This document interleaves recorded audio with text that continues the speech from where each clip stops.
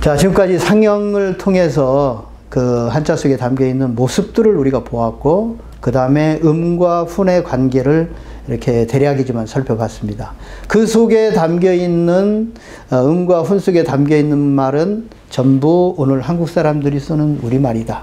그래서 그런 측면에서 보는 게 필요하고, 그 다음에 상형을 볼 때도 형상을 형상으로만 보지 않고 형상 속에 나타내려고 하는 그 숨어있는 의도가 있다. 그 숨어있는 의도를 연결해주는 연결고리가 한자에서 음가다. 이런 것으로 이제 정리를 할 수가 있겠고, 이제는 이제 기초가 되는 14자를 직접 보도록 하겠습니다. 이게 한자에서 꽃이라고 할 수 있는 부분입니다. 자, 이렇게 한번 질문을 드려보겠습니다. 자, 우리가 이제 한자를 만든다면, 아니면 고대의 한자를 만든 사람들이 맨 처음 만든 한자가 있을까? 어떤 글자를 맨 처음 만들었을까? 우리가 이렇게 한번 생각해 볼 수도 있죠. 그런데 그분들은 생각의 방식이, 사고방식이 언제나 하늘로부터다. 자, 출발점이 없고 그 다음을 이야기할 수가 없어요. 그래서 하늘로부터 시작하는 사고방식에 익숙한 사람들이기 때문에 이분들은 한자를 만들면서도 아마 하늘을 먼저 만들었을 것이다. 만약에 당신이 하늘을 나타내는 한자를 만든다면 어떤 방법이 있을까? 뭐 이런 이야기들을 우리가 할 수 있겠습니다.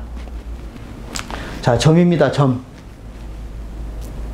이 점은 아까 그 무게와 관련해서 두 개의 하늘이 있다. 하나는 원으로 표시되는 큰 하늘과 다른 하나는 지구의 핵으로 표현된 그 하늘, 두 개를 이렇게 말할 수 있는데, 그 두 개 하늘 중에서도 하늘 중에 하늘이라고 하는 것은 바로 지구 핵으로 표현된 이 점입니다. 그 하늘을 한자 만든 분들은 이렇게 점으로 표시를 했어요. 근데 이 점만 보고는 여러분들이 야, 이게 정말 한자냐? 이렇게 의문을 가질 수도 있겠죠? 그래서 저것들이 들어있는 한자를 제가 또 모아봤습니다.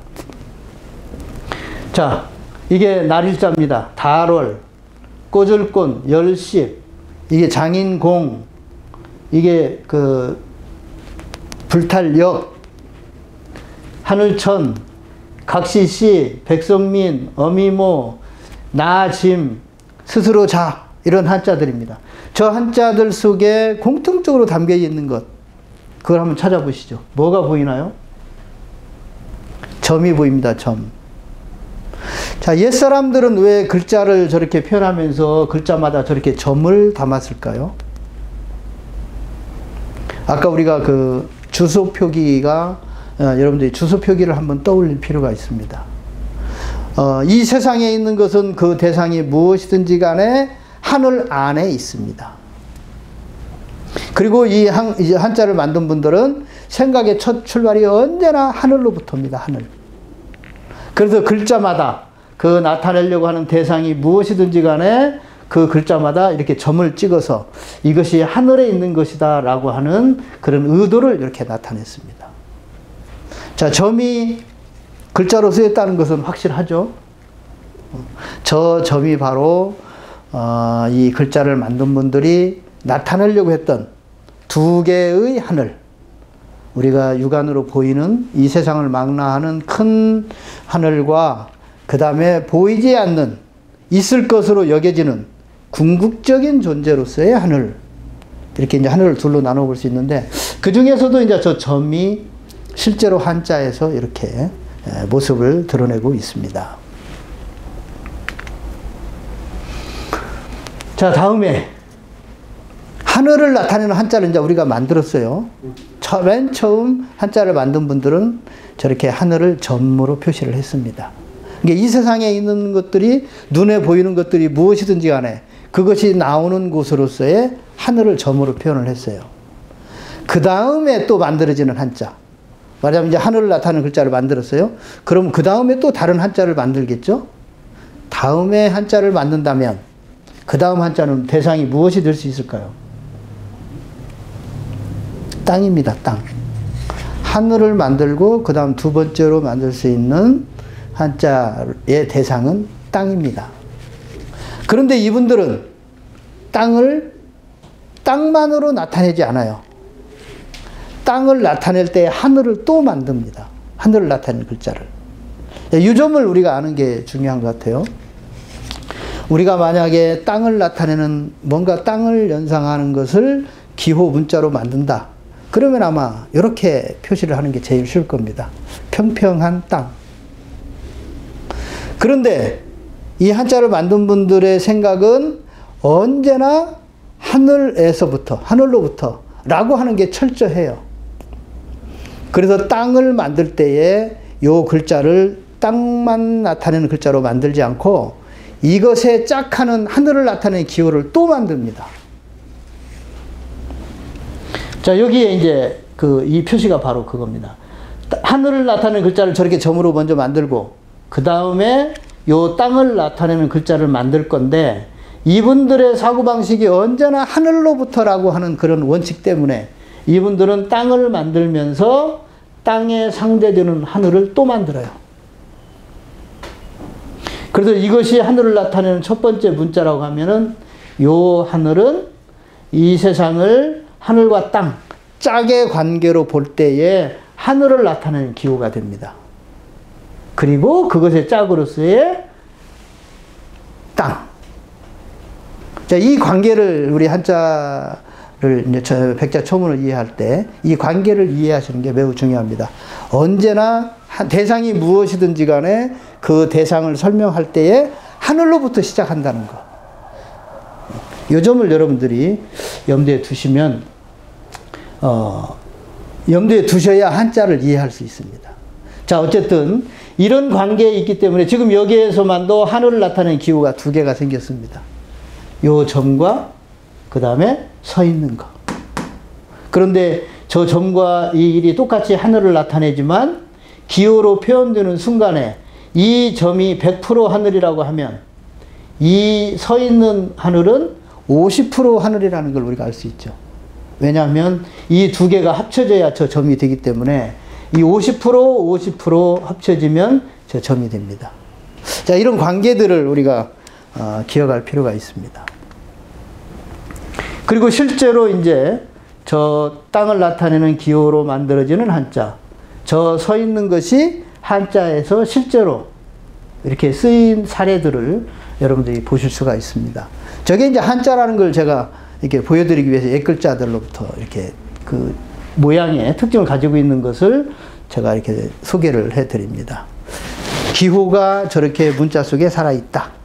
옛날에는 그 문자를 이용해서 실제로 만들어 썼다. 자, 이 모양을 보시면 이게 서 있는 기호인데 가운데 점이 두드러지게 보이죠. 이게 무슨 뜻이냐면 하늘을 전제하고 나와 있는 일, 이런 뜻이에요.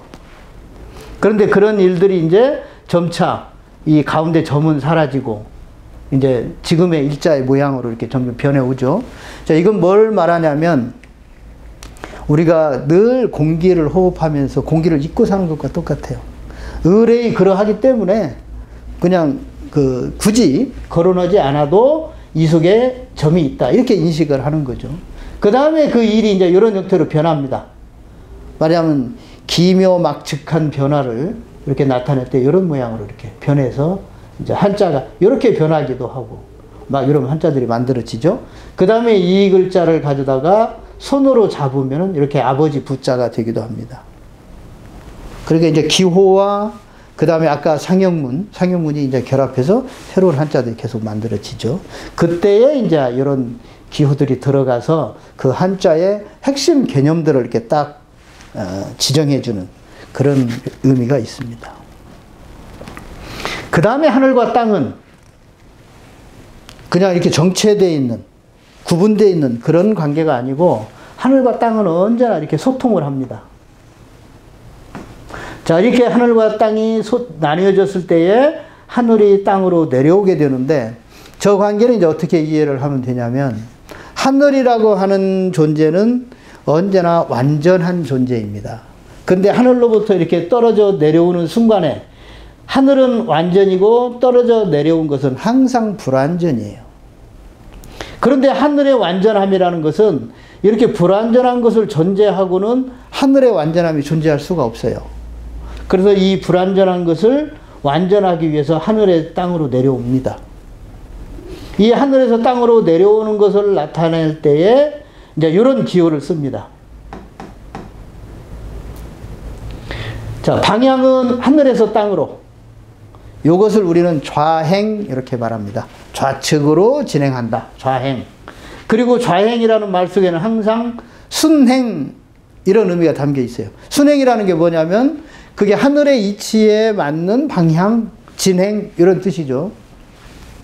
그리고 이런 것을 이런 개념을 담아서 한자가 만들어지는데 이런 모양을 만들고 이 글자 이렇게 부릅니다. 빛을 별. 빛을 별이라는 것은 지금 한자에서는 삐친 별 이렇게 불러요. 그런데 우리가 이 한자의 근본으로 와봤더니 그건 삐침이 아니고 비친다라고 부르는 게 맞아요. 그리고 하필이면 그 음가가 별이잖아요, 별.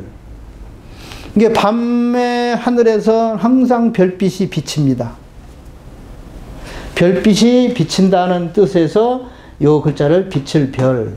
별은 항상 위에 있기 때문에 위에서 땅으로 내려오는 방향이 좌행이고 별이 비치는 방향이고 그게 순행이라고 보는 거예요. 그 다음에 우측은 뭐예요? 전부 그거의 상대, 반대라고 보면 돼요. 그래서 이게 하늘에서 땅으로라면은 이것은 땅에서 하늘로. 그리고 땅에서의 하늘로의 방향을 우리는 우행이라고 합니다. 우행. 그리고 우행은 자, 이쪽이 순행이기 때문에 우행은 역행이 돼요. 역행. 그래서 역행을 나타내는 방향을 한자에서는 이렇게 씁니다. 이렇게 쓰고 뭐라고 부르냐? 파임불이라고 부릅니다. 여러분, 불은 어디에서 어디로 타오르죠? 그렇죠. 땅에서 하늘로 타오르죠. 그래서 이 불이라는 음가는 땅에서 하늘로 올라간다는 요 방향을 의미해요. 그리고 그것을 파임이라고 부르는 것은 이 역행이라는 개념을 나타내기 위해서 파임이라고 부릅니다. 자, 저 좌행과 우행을 이해하기 위해서는 여러분들이 우리 그 장례 풍습에 아니면은 금줄을 돌릴 때에 새끼 꼬는 방향이 서로 다릅니다. 일반적으로 우리 새끼는 이렇게 꿉니다. 좌행으로 꿉니다. 그런데 그 상제에 쓰이는 제례나 상제에 쓰이는 새끼는 반대로 꿉니다. 우측으로. 그 다음에 금줄, 성황당이나 또는 우리 그 출생시에 집 앞에다가 이제 금줄을 다는데 그 금줄을 꼬는 방향이 이렇게 우측 새끼를 꿉니다. 무슨 뜻일까요? 좌행은 하늘에서 내려오는, 그 다음에 우행은 하늘로 돌아가는 또는 하늘이 작용하는 이런 걸 강조할 때 우행 새끼를 씁니다. 자, 여기서 이 두 개의 기호를 여러분들이 기억해 줄 필요가 있습니다. 이 두 개의 기호가 한자에 어디에 붙어 있거든 좌행 빛을 뼈자가 붙어 있으면 아, 저건 하늘에서 땅으로, 우행이 붙어 있으면은 땅에서 하늘로, 이런 의미로 이제 생각을 하시면 됩니다. 자, 땅을 나타내는 기호를 만들었어요. 그리고 그때는 하늘을 나타내는 기호를 이분들이 동시에 만든다. 자, 땅을 나타내는 기호를 만들었어요. 그러면 이번에는 이제 무슨 기호를 만들까요? 세 번째로. 우리 이제 역사 하시는 분들 금방 알 수 있죠? 하늘을 만들고 땅을 만들었다. 그 다음에는 만물을 나타내는 기호를 만들어야 되잖아요. 그런데 이제 문제가 생겼습니다. 만물은, 자, 하늘도 하나고 땅도 하나인데 만물은 수요가 너무 많아요. 이걸 어떻게 다 나타내죠? 그래서 이분들이 이제 그 착안한 것이 소위 이제 철학적 사고입니다. 철학적. 자, 그것을 설명하기에 가장 용이한 대상이 하나가 있어요. 그림자입니다. 그림자. 자, 이게 이제 그림자 영자예요. 그림자 영자는 이렇게 세 개의 요소로 되어 있습니다. 자, 그림자가 생기려면 첫 번째 되는 조건이 있어요. 빛이 있어야 됩니다. 그 다음에 빛을 가리는 사물이 있어야 돼요. 이 두 개만 존재하면 그림자는 저절로 생겨요. 자, 이 그림자가 존재하는 이 방식을 여러분들이 꼭 기억해 줄 필요가 있습니다. 자, 빛에 해당되는 것은 하늘이라고 할 수 있고, 사물에 해당되는 것은 우리가 땅이라고 할 수 있고, 그림자에 해당되는 것이 바로 우리가 천지라고 말할 때의 인에 해당되는 만물이에요. 자, 그래서 이분들은 세 번째 나타내려고 하는 존재가 너무 많기 때문에 이 많은 것들을 개개의 것으로 설명하지 않고 전체를 뭉뚱그려서 하나로 이렇게 표현합니다. 뭐라고? 세 번째. 이게 이제 이분들이 이 수많은 존재들을 표현할 때에 표현해가는 방식이에요. 그래서 이것을 나타내는 기호를 만들어요. 하늘, 동그라미, 땅, 네모, 만물, 세모. 그리고 또 그림자가 생기는 이 관계에서 보면은 여기에 순서가 있어요. 제일로 중요한 것이 빛, 그래서 1번. 두 번째 사물, 2번. 만물, 넌 세 번째. 자, 우리는 이것도 있고 이렇게 다 눈에 보이는 것들을 우리는 구분하지만 한자를 만든 분들은 그런 것들을 구분하지 않아요. 그리고는 전체를 뭐라고 부르냐면 너 세 번째. 이렇게 이제 부르는 거예요. 자, 이렇게 부르는 것을 우리가 철학적인 관점이라고 해요. 철학적으로 이해하지 않으면 이 많은 것들을 한꺼번에 설명할 수가 없어요. 문자로 만들 수가 없어요. 그래서 일단은 개개의 것들을 표현할 때 하더라도 지금 이분들은 이 세상에 있는 만물을 이런 관점에서 표시를 합니다. 따라서 지금 이분들이 나타내려고 하는 것은 요거예요. 세모. 그런데 이분들의 철학이, 사고방식이 언제나 요 대상을 만들 때에 그것에 상응하는 하늘을 나타내는 기호를 먼저 만든다고 그랬죠. 그래서 만드는 기호가 이 동그라미예요. 그 다음에 두 번째 네모, 세모. 그러니까 우리가 우리 역사 고대에서 하는 분들에게 너무 익숙한 원방각. 이 원방각의 출현 이전에 점이 있고 서 있는 거 누워 있는 것이 있고 그 다음에 원방각을 세 번째 등장한다는 걸 우리가 알 수 있죠. 이렇게 우리가 백자초문 기호 체계로 돌아오면 이 기호가 만들어지는 순서, 그 개념의 생성을 명확하게 이해할 수가 있어요. 자, 하여간 여기서 여러분들이 꼭 기억해 둘 것은 지금 이분들이 세 번째 것을 만들 건데 세 번째 존재들을 나타내는 기호로 뭔가 문자로 표현을 해야 되잖아요. 기호로 만들 건데 그 기호를 삼각형으로 표시를 했다. 그런데 이 삼각형으로 표시할 때 이분들에게 있어서 삼각형은 삼각형으로만 존재하는 게 아니라 삼각형으로 표현될 때에 하늘을 나타내는 기호를 또 만든다. 그 다음에 땅을 나타내는 기호를 또 만든다. 그 다음에 세 번째로서 삼각형. 이것들이 순서로 말하자면 하늘이 1번, 땅이 2번, 만물은 세 번째다. 자, 이제 이렇게 해서 하늘, 땅, 만물을 나타내는 이제 기호를 만들었습니다. 조금 더 이제 구체적으로 설명을 드리면, 그림자에서 천지인, 하늘, 땅, 만물이라고 하는 관계를 이분들이 이제 설정을 하고, 그때 하늘은 1번, 땅은 2번, 만물은 3번. 그때 하늘을 나타내는 기호를 동그라미, 땅을 나타내는 기호를 네모, 만물을 나타내는 기호를 삼각형. 이렇게 표현을 했다.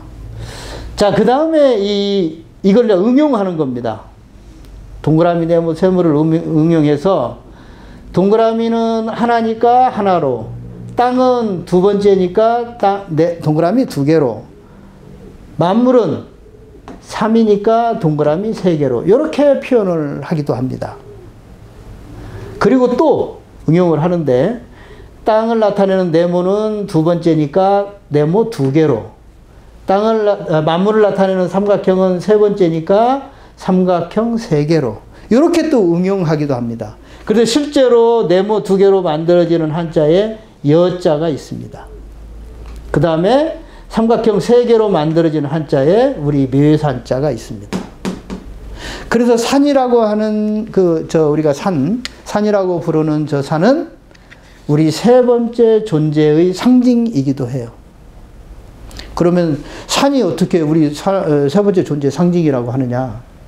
산이라고 하는 것들은 특징이 하늘을 향해 솟아 있잖아요. 이 세 번째 존재들의 특징은 하늘을 향해 있는 겁니다. 그래서 하늘을 향해 서 있으면 산 것이고 땅에 누우면 죽은 것입니다. 이런 하나의 기준이 이제 생기는 거죠.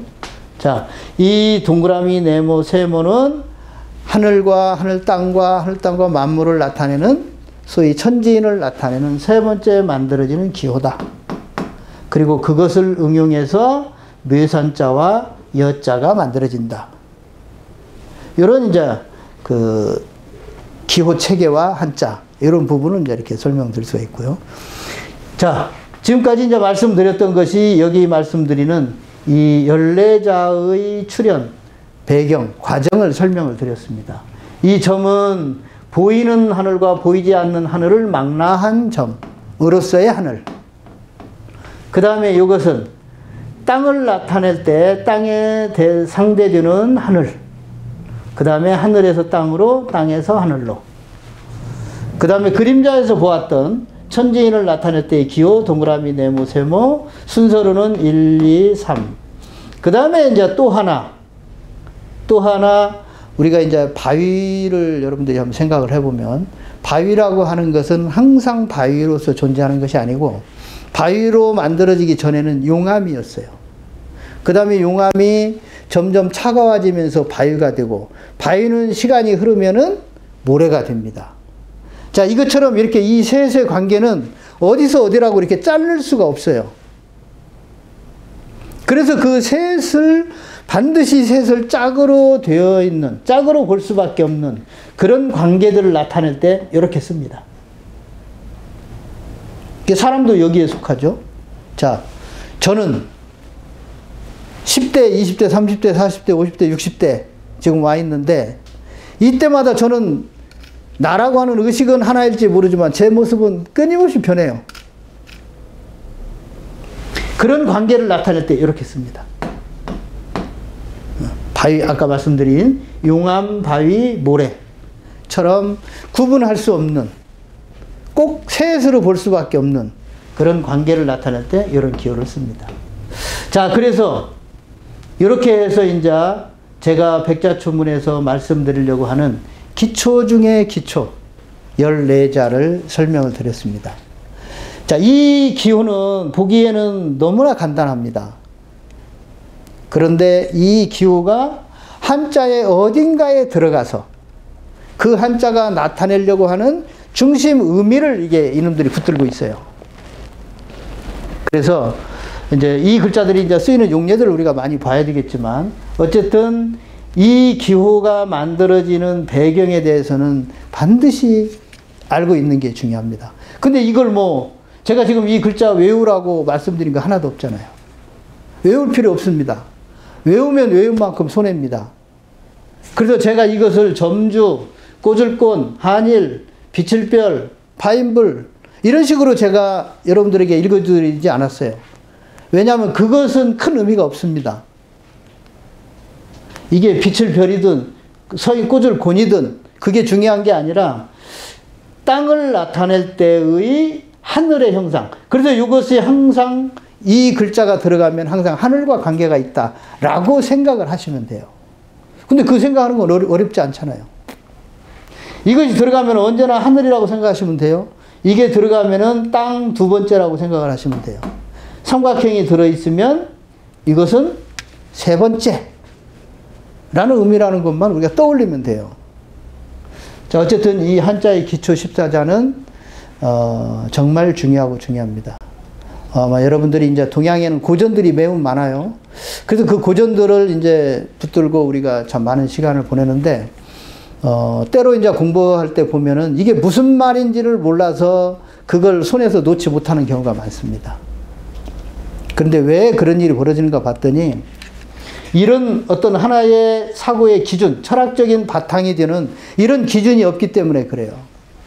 그래서 말하는 사람도 저런 기준을 모르고 말했기 때문에 말이 계속 뭔가 말을 하기는 하는데 그 근본을 딱 건드려 주지를 못해요. 그러니까 그걸 보는 사람들은 더군다나 어려워서 그걸 알 수가 없는 거죠. 그런 측면에서 이 기초 연례자는 정말 중요하고 중요합니다.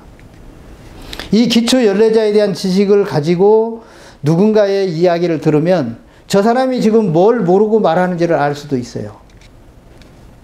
그 다음에 우리 동양의 역사, 특히 우리 고대사. 우리 고대사는 요 판을 모르고는 아마 바르게 설명할 수 없을 겁니다.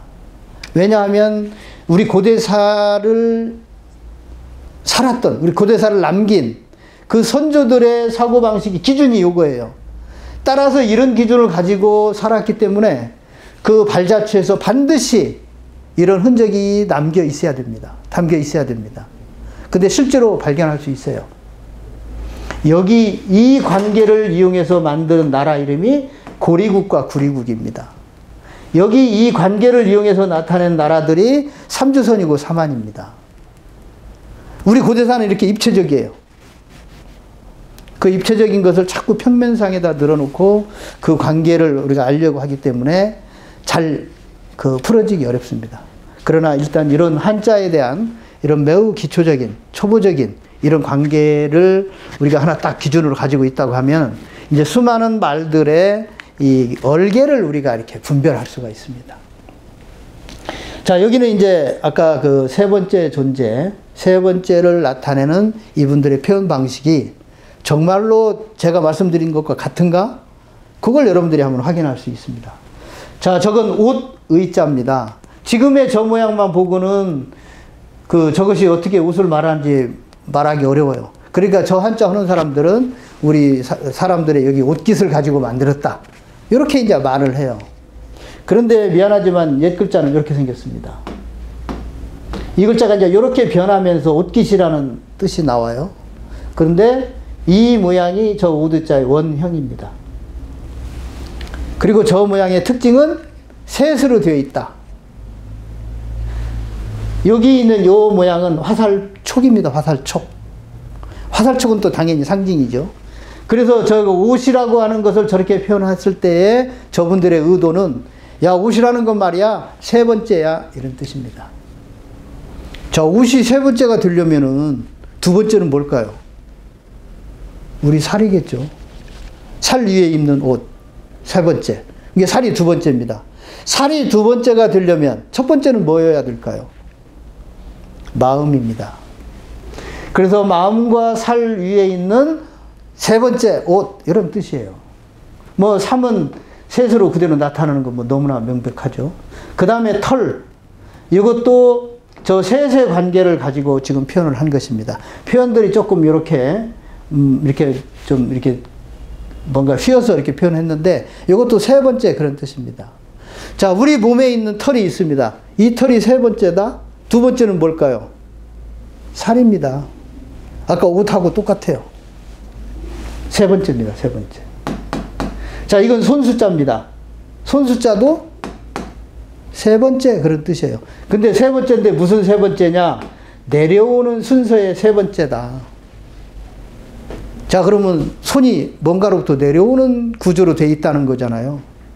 그럼 손이 세 번째라면 손과 관련해서 두 번째는 뭘까요? 상상력이 조금 필요하죠.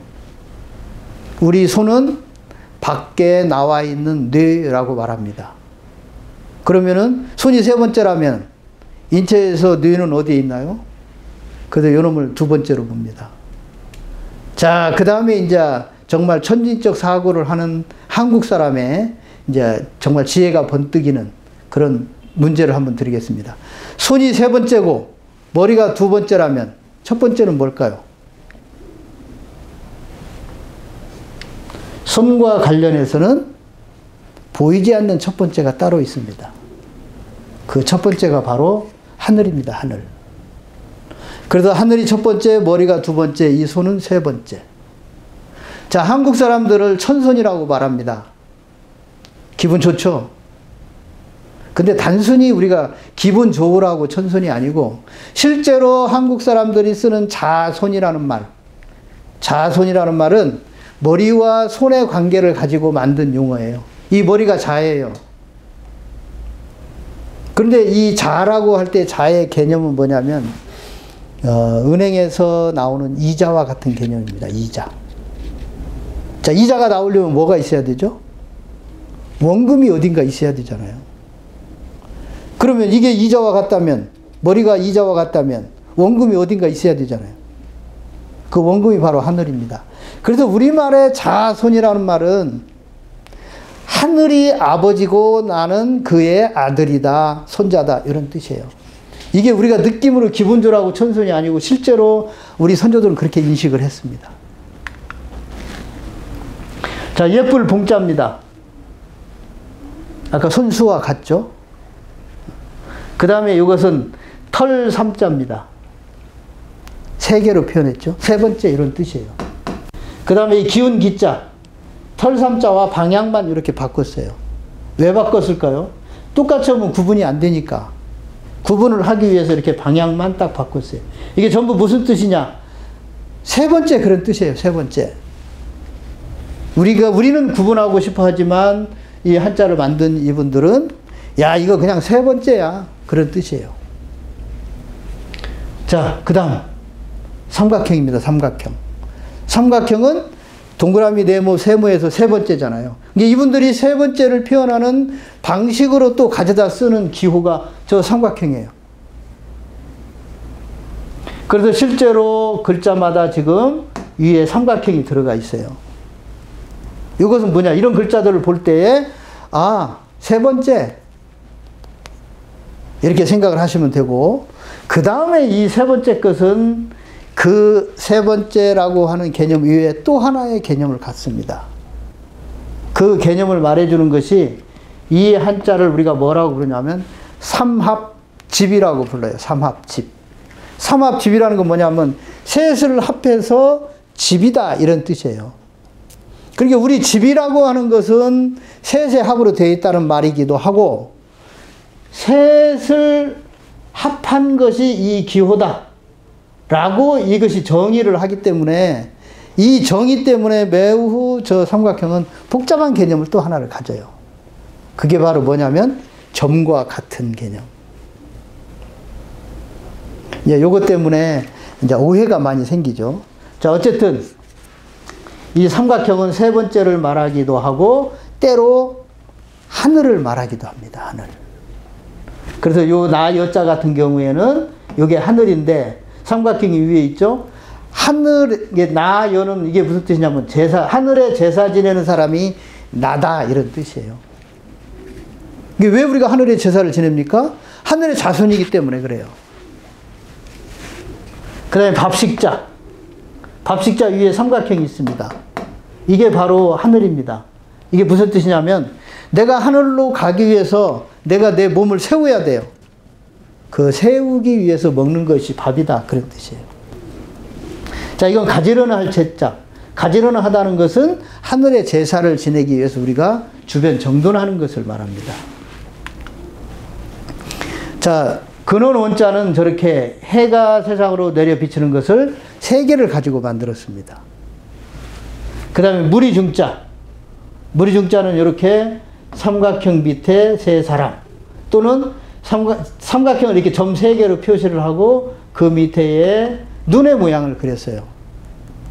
이게 세 번째는 많다. 천진이적 관점에서 세 번째는 무수히 많잖아요. 그래서 이게 무리라는 뜻을 갖습니다. 세 번째 무리, 세 번째는 많다, 그런 뜻에서. 그 다음에 신령스럽다고 할 때도 여기 네모 세 개가 들어있네요. 세 개는 무조건 세 번째, 그런 뜻입니다. 그 다음에 양양자는 이렇게 삼각형으로 표시하기도 했어요. 셋은 삼각형, 세 번째, 이런 뜻으로. 그 다음에 이 삼각형을 이렇게 반대로 표시를 하면, 삼각형에 서 있는 뾰족한 모양을 반대로 내리면 요게 고대인들은 요 표시를 가지고 사위를 나타내기도 했어요. 아들이 있고 사위가 있을 때에 사위를 나타내는. 그래서 요 모양은 삼각형으로 되어 있는 게 우리 한민족의 선조들의 표시인데, 요것을 이렇게 뒤집어서 우리 한민족의 사위 집안. 그래서 요 모양을 쓴 게 누구냐면 이게 제국 고신씨입니다. 제국 고신씨의 이름자. 중국 사람들의 이제 우리가 시조로 이렇게 볼 때 제국 고신씨는 이제 중국 사람 편인데 그 사람들이 이 문자에서 보면은 우리 한민족 할아버지들의 사위였습니다. 그리고 이 집안들로부터 임금 제자가 만들어집니다. 자, 아까 임금 왕자가 먼저 나왔고 그 임금 왕자는 하늘 첫자에서 만들어지고 그 다음에 임금 제자가 만들어지는데 임금 제자는 고신씨의 신자로부터 만들어진다. 이래서 왕이 먼저냐 제가 먼저냐 이런 그 용어의 기원도 우리가 분명하게 구분해서 이렇게 설명할 수가 있습니다. 이건 진나라 진자입니다. 근데 진나라에 요 삼각형이 있고 여기에 점이 있다는 것을 여러분들이 주목할 필요가 있습니다. 진시황의 진나라는 우리 한민족 역사와 관련해서 매우 중요한 위치에 있습니다. 하여간 이 모양으로서 진시황의 정체, 진시황의 역사를 우리가 다시 볼 필요가 있다. 이런 부분을 말씀드릴 수 있습니다. 자, 우리가 이제 한자의 모양과 이런 많은 부분들을 봤네요. 어쨌든 한자에는 상형문자가 있고 기초가 되는 14자가 있다. 상형문자와 14자를 합치면 100자 미만이다. 이 100자 미만은 외울 필요가 없다. 외우면 외운 만큼 손해입니다.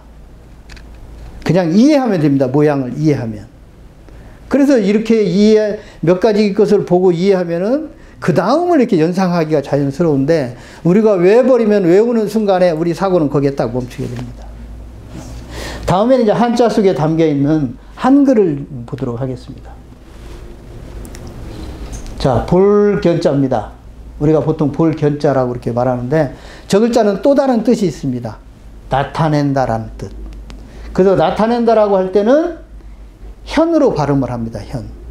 이게 글자의 모양은 하나인데 뜻이 두 개다. 그런데 뜻이 달라지면서 음가가 바뀐다. 음가가 바뀌는데 공교롭게도 음가는 기읍과 히읗의 차이다. 자, 아래 것 한번 먼저 더 보고 할까요? 그 다음에 우리가 항복한다라고 할 때입니다. 그 다음에 승강기라고 할 때에 내려오다라는 뜻. 이게 내려오다라고 할 때는 강이라고 발음하고 항복한다라고 할 때는 항이라고 발음합니다. 이 두 개의 그 뜻에서도 보면 모양은 하나인데 뜻이 달라질 때마다 음가가 변한다. 그런데 그 음가는 기읍과 히읗의 차이다. 자, 여러분 여기서 우리가 매우 중요한 점을 말할 수 있습니다. 한자의 음을 붙일 때에 이분들은 기읍과 히읗의 차이를 아는 분들이라는 것을 이것은 우리에게 말해줍니다. 만약에 기읍과 히읗의 차이를 모르면 이렇게 바꾸어서 표현할 수가 없어요. 이건 뭐 너무 단순하면서도 명쾌한 그런 그 사례라고 할 수 있습니다. 이것도 마찬가지입니다. 하나, 둘, 셋 할 때는 셋이라고 하고 그때 3이라고 부릅니다. 그런데 저 글자는 또 간여하다라는 뜻도 가지고 있어요. 여기에 참석한다라고 할 때 참. 그때는 저 글자를 참이라고 불러요. 자, 모양은 하나인데 뜻이 달라진다. 뜻이 달라질 때에 음가가 바뀐다. 음가가 바뀌는데 그 차이는 시옷과 지읒이다. 앞에 기읍과 히읗의 경우가 똑같죠. 한자의 음속에는 이렇게 한 모종의 한글과 관련된 관계가 가득 담겨 있습니다. 그 다음에 한번 보겠습니다. 개, 말, 소, 여자. 저 글자와 이 모양이 합쳐져서 이제 이런 모양의 한자들이 만들어집니다. 그런데 이 글자는 구라고 하는 자기 음가를 가지고 있어요. 이 음가는 우리의 성씨와 같아요. 그래서 한국 사람들은 어디 가도 이름은 바꿔도 성씨는 안 바꾸잖아요. 그래서 이 글자가 가지고 있는 원래의 그 자기 음가, 구라고 하는 것을 이 글자는 항상 갖고 싶어 해요. 그래서 개하고 합쳐서는 강아지가 되면서 음가는 구, 자기 음가를 그대로 가지고 옵니다. 말과 합쳐져서 망아지, 여기 망아지인데 이거 안 붙였네요. 망아지 구라고 합니다. 그런데 개와 말과 합칠 때는 자기의 음가를 그대로 가졌는데 소하고 합쳐졌더니 송아지 후가 됐어요. 자, 여기 왜 두 개를 했냐면 옛 한자에는 여기 송아지 후라는 글자가 있는데 지금 그 우리 인터넷이나 자전에는 요 한자가 나오지가 않아요. 그래서 불가피하게 이렇게 불편하게 이렇게 했습니다. 이 두 개가 합쳐진 글자가 있습니다. 송아지 후자. 그 다음에 여자도 마찬가지예요. 여자와 구자가 합쳐졌더니 할미 후가 되어버렸어요. 자, 여기서도 우리가 확인할 수 있는 게 어떤 경우에는 구라고 하는 음가가 살아있고 어떤 경우에는 구라는 음가가 후라는 음가로 바뀐다. 이것이 바로 기읍과 히읗의 차이라는 걸 알 수 있죠. 자, 이건 뭘 말하냐면 한자에다가 음을 이렇게 붙일 때에 이 붙이는 분들은 분명하게 기읍과 히읗의 차이를 아는 분들이다. 이것을 우리가 인정하지 않을 수가 없어요. 자, 마찬가지입니다. 이 글자는 과라고 하는 음가를 가지고 있습니다. 그래서 초성이 기역입니다. 따라서 다른 글자와 결합할 때도 이놈은 기역이라는 음가를 갖고 싶어 해요. 그런데 이 글자하고 결합했더니 자기 음가를 그대로 가지고 왔어요. 그런데 이 삼수변하고 결합을 했더니 기역이 이응으로 바뀌었어요. 그 다음에 보일 시자와 결합을 했더니 히읗으로 바뀌었어요. 자, 이건 뭘 말하냐면 기역으로 소리나는 어떤 한자는 다른 글자와 결합해서 새로운 한자를 만들 때에 고유한 음가를 갖게 되는데 그때마다 뭔가 다른 음가로 바뀔 가능성이 있다. 이 글자는 그걸 말해줘요. 그런데 그 음가가 차이가 뭐예요? 기읍과 이음과 히읗의 차이예요. 우리 자음의 차이라는 걸 알 수 있어요. 한자의 음 속에 담겨 있는 우리 자음. 이게 이제 우리가 한자에 대해서 발언할 수 있는 중요한 뭔가 근거라고 할 수 있습니다. 마찬가지입니다. 이 글자는 오를가라고 해서 가라는 음가를 가지고 있는 한자입니다. 그래서 다른 한자와 결합을 합니다. 그래가지고 이런 한자들을 만듭니다. 근데 그때마다 음가가 이렇게 하나씩 생기는데 이 모양과 합쳐졌을 때는 그대로 그냥 기역의 음가가 살아있어요. 그런데 이 모양과 결합했을 때는 기역이 이응으로 바뀌어요. 인변과 결합했을 때는 히읗으로 바뀌어요. 자, 기역이라고 하는 음가가 고유한 음가가 다른 글자와 결합할 때도 자기는 자기의 음가를 갖고 싶은데 만약에 음가가 바뀌었다고 하면 엄청난 힘이 작용했다는 뜻이에요. 그런데 그 힘이 작용해서 음가가 바뀔 때에도 이 음가가 바뀌는 범위가 정해져 있다. 말하자면 기역으로 소리나는 한자는 어느 날 갑자기 비읍으로 소리나거나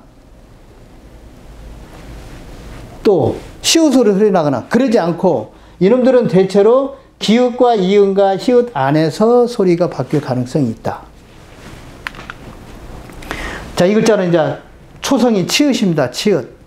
다른 글자와 결합해서 또 새로운 글자들을 만드는데 그때마다 음이 바뀌는데 치읓, 지읒, 시읒의 범위 안에서만 바뀐다. 뭔가 틀이 있다는 것을 우리가 알 수 있죠.